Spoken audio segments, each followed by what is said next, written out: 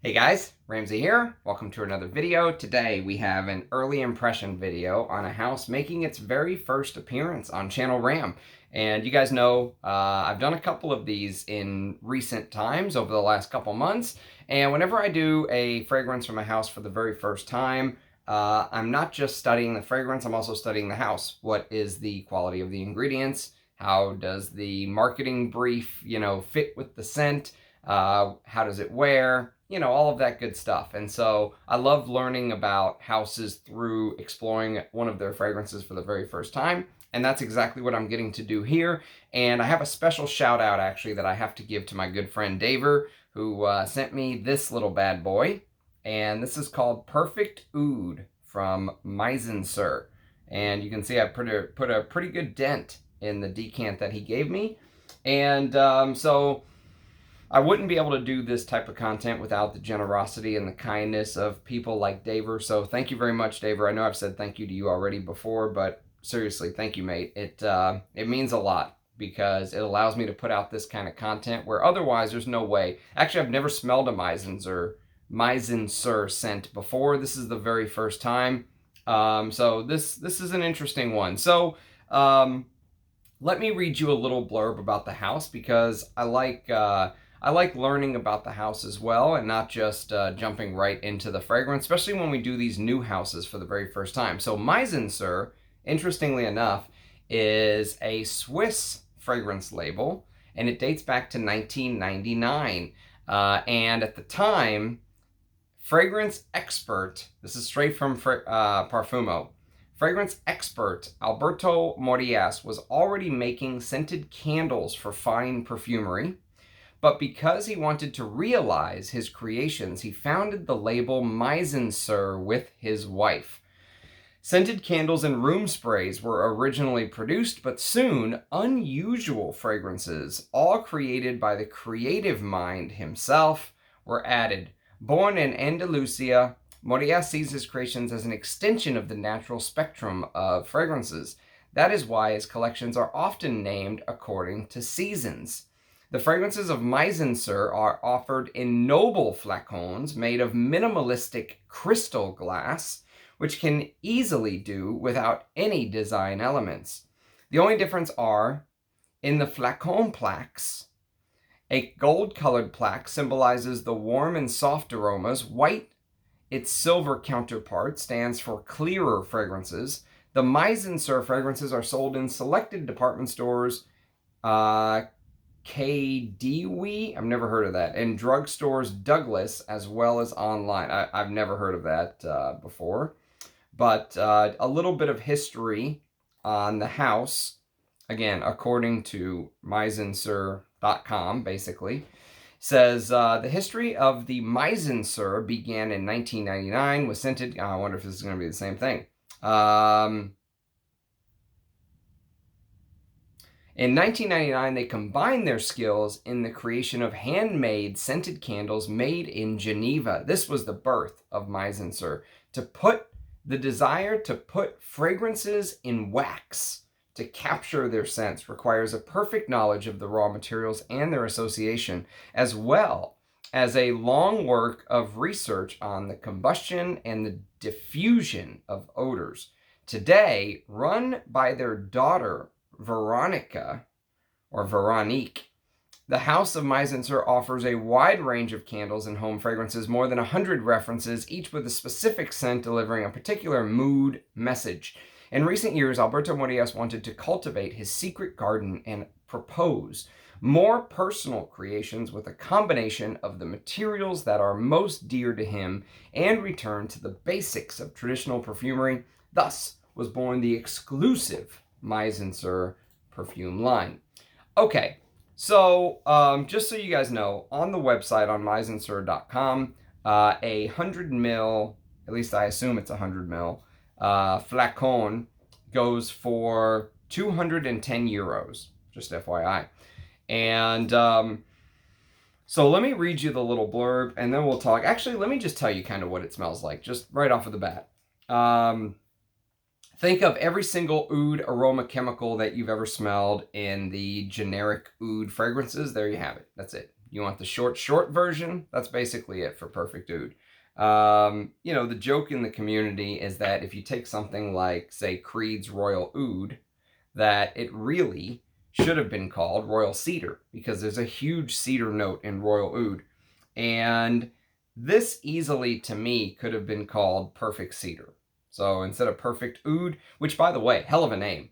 I could just see him at the time thinking, what a coup. I'm the one who locked down Perfect Oud in 2016 at that. And that's what it feels like. It feels like this fragrance is led by the name. And so we'll talk a little bit about the facets, but that's the first thing that you should know, is that this is a Western Oud. And if you've watched some of my recent videos, you know that I've done some different comparisons between, real Oud versus Western Oud. This is a Western Oud fragrance through and through.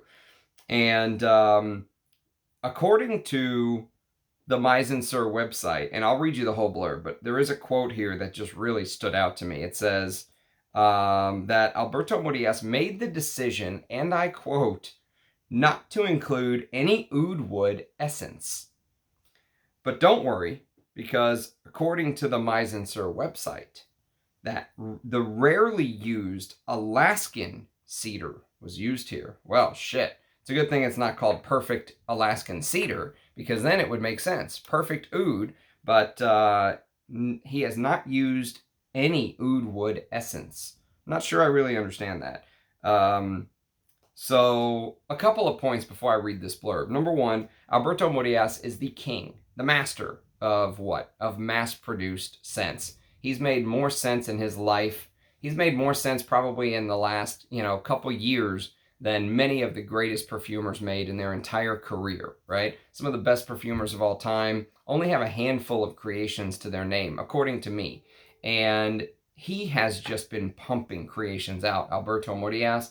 I think he very well may hold the record for most fragrances ever created, at least for these big brands like this.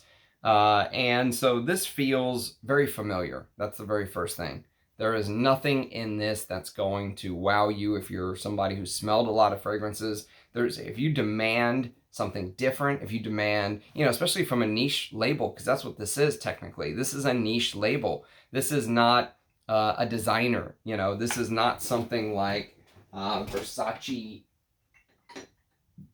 This is not Versace Pour Homme Oud Noir, where Versace also sells clothes and all this other stuff. This is Mizensir. This is all they basically do, is fragrance and candles, apparently. So they're a niche brand as far as I'm concerned. And when you smell a niche, you demand a little bit more from the fragrance. That's just how I view it. Otherwise, what's the point of spending 210 euros on a fragrance when you can go spend 40 at discounters and get something like this, right? So that's the very first thing, is that Alberto Morillas is sticking with his roots of creating easy to wear, mass appealing. He's going for the lowest common denominator. He's going for, if I let 1,000 people smell this, I want the vast majority of people to like it, even if they don't really know perfume or care about it. He's going for the law of, I was going to say diminishing returns, but he's going for the lowest common denominator, is what it feels like to me. Mass appealing, easy to wear fragrances. So let me read you the blurb, and then we'll talk a little more about what Perfect Oud is. It isn't an eau de parfum concentration. And here's the blurb. Bright red embers slowly burn bits of oud wood. Its smoke gives the full intensity of this amazing material. Perfect Oud is the memory of this burnt wood for which Alberto Morillas made the decision not to include any oud wood essence. Perfect Oud is an emotion, the one of slow rising heat, a scent of leather and smoke which penetrates the skin and linens. The rarely used Alaskan cedar dominates here, revealing leather and incense notes. If coriander and bergamot oils cool it down, cade oil joins in to invigorate the blend.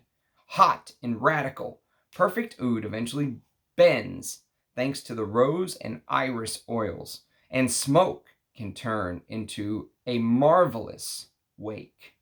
Okay, So it's considered a woody leather fragrance, which I don't get the leather part. Woody, yes. Um, Woody and maybe fresher florally, but we'll talk about that as well in just a second. So the top notes are bergamot essence, coriander essence, Bulgarian rose essence, heart of concrete iris, and oud accord. Base of essence of Alaskan cedar and essence of cade wood. Okay, so my prognosis for this is if you are and just for the whole Mizensir brand, I feel like I know the whole brand from wearing one fragrance already. It's crazy, but it's true.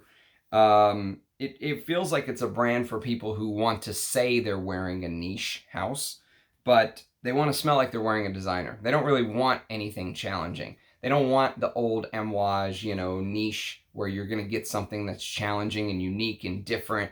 Amouage under Christopher Chong, or some of these indie houses, take something like Dusita's Oud Infini, which claims to use real oud.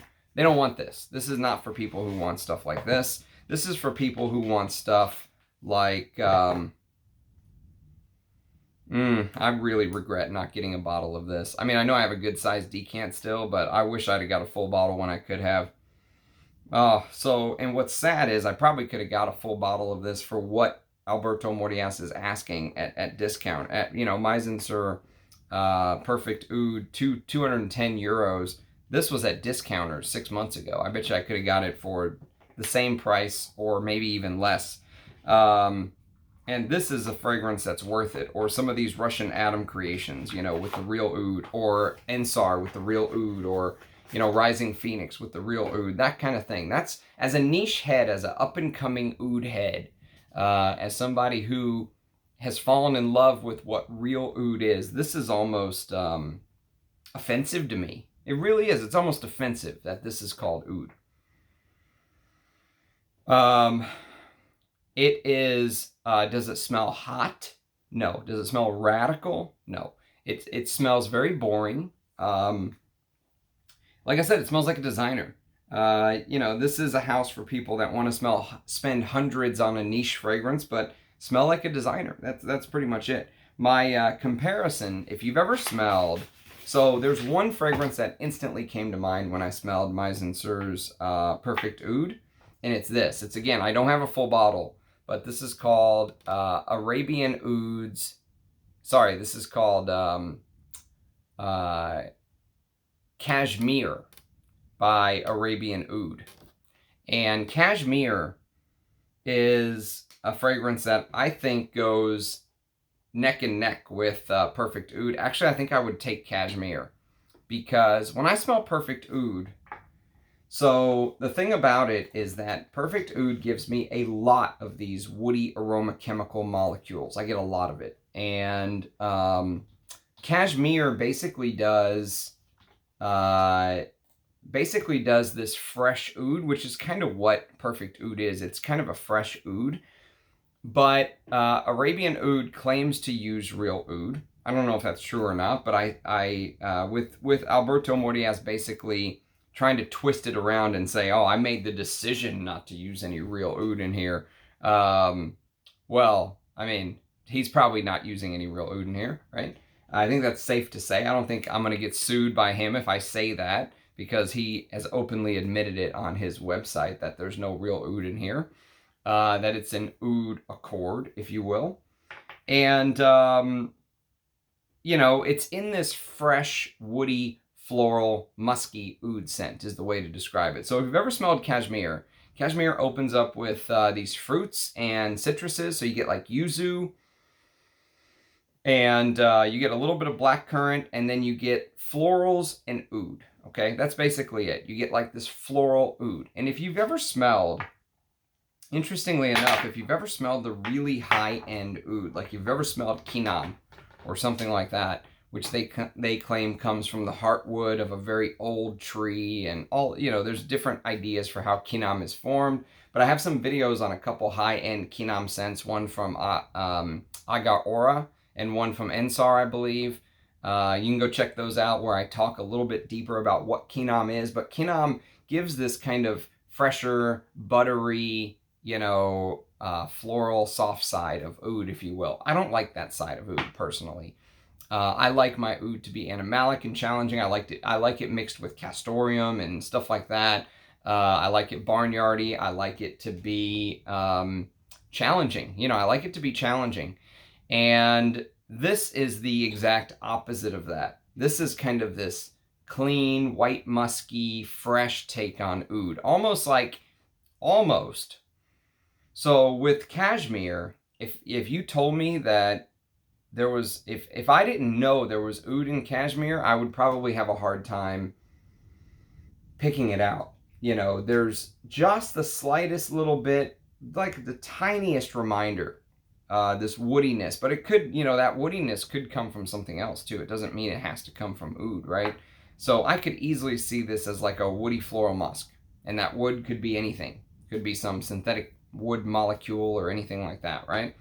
But with perfect oud, it's different because I get this hint of very similar molecules that have been used in oud creations across other brands. So if you've ever smelled the way that the oud, and I think these are better fragrances, by the way, but if you've ever smelled Ombre Nomad by Louis Vuitton, or if you've ever smelled Nuit de Feu, and again, I think these are better fragrances than Mizensir's Perfect Oud. But if you've ever smelled the way Jacques Cavalier created these fragrances, and then obviously added a bunch of food coloring or something, but you will get kind of a shadow, like a memory of the way that the oud note is created in brands like that. Or I also have one from Bulgari called, what's that one from Bulgari that I have? It's like a oud and black musk. It's called Falkar. So I have Falkar as well, and that has this oud feel that kind of reminds me of some of the way that the oud note in Mizensir's Perfect Oud smells. It's almost undeniable. You can't get away from it. I mean, if you like stuff like this, and there's nothing wrong with oud wood. Look how much I've went through. I've basically finished the whole damn bottle. Or if you like stuff like this, which is kind of like my backup for oud wood, since I don't have another oud wood, I wouldn't mind an old bottle of oud wood. The problem is, if I'm going to spend hundreds now on an oud fragrance, I'll just buy an Arise Ladore, or a Bortnikov, or an Ensar, or something like that. There's no way I'm giving Tom Ford for a vintage, or some scalper $600 for a vintage oud wood bottle. They can F right off with that. You know what I mean? So this is now my backup oud wood, this Versace Pour Homme Oud Noir. I do think this is a good fragrance, but this is clearly not. You're not getting real oud in Versace Pour Homme Oud Noir. Let's be serious. You're getting some, whatever they call it, black oud or norlimbinol, whatever those molecules they put together. I'm not a perfumer, but it has a very distinct trail, a smell about it. And you get that here. So this I could almost see as being a oud fragrance, even if you didn't tell me. I wouldn't think it was a very well done oud fragrance, but I can see it as being an oud fragrances. And the other fragrance you could think of, or that I can think of, if you want a fresh oud, but let's say you want it done better, because this is, I think, discontinued or very hard to find, this cashmere by Arabian Oud. I heard it's expensive. It's expensive too. So if you're going to spend this much money, I would get Aquilaria Blossom by Arise Ladore. You could probably still find decants or bottles floating around. I don't think it's sold as well as some of his older releases did.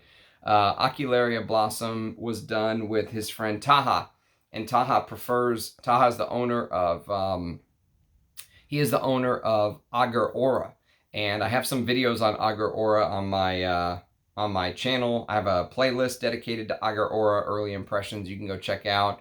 But Taha prefers this fresher oud style, if you will, and it comes out in Aquilaria Blossom. But I think that's probably the best you can get with this fresher oud style, in my opinion. But it's going to have real ambergris and other things in there that you just won't get in a fragrance like Mizensir. And that goes back to the to the value for money, the value proposition. What does this fragrance offer that makes it worth 210 euros?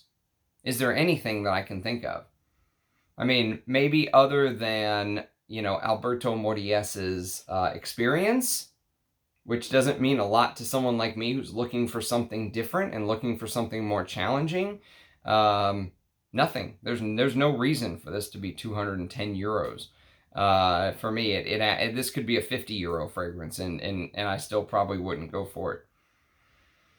Yeah, and the dry down brings in slight floral nuances, so you're gonna get stuff like I mentioned the iris concrete orris, whatever they call it here.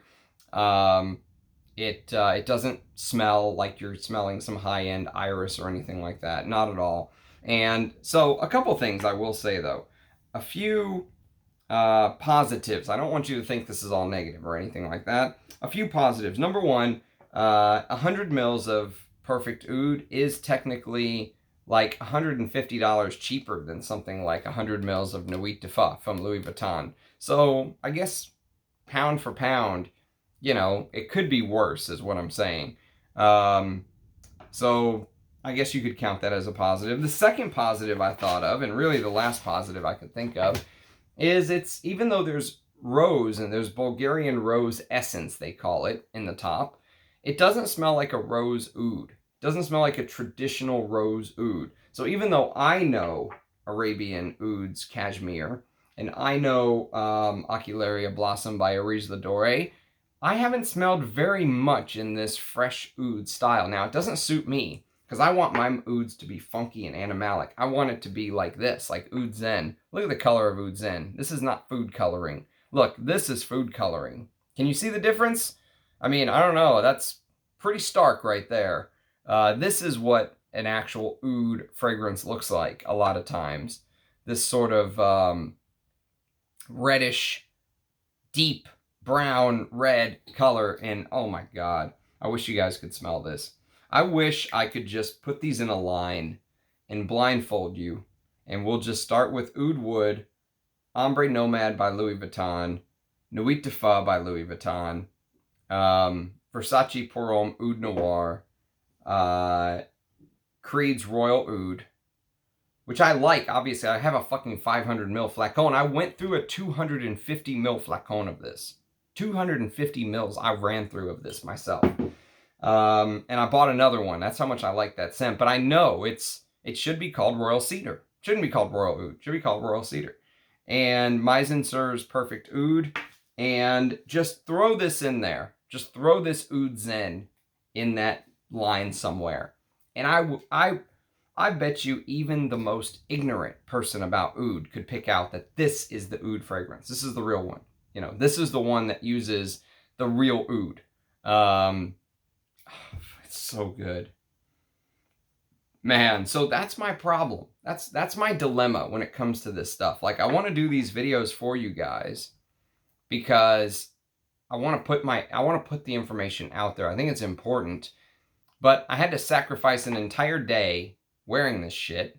No offense. But I feel like it's shite.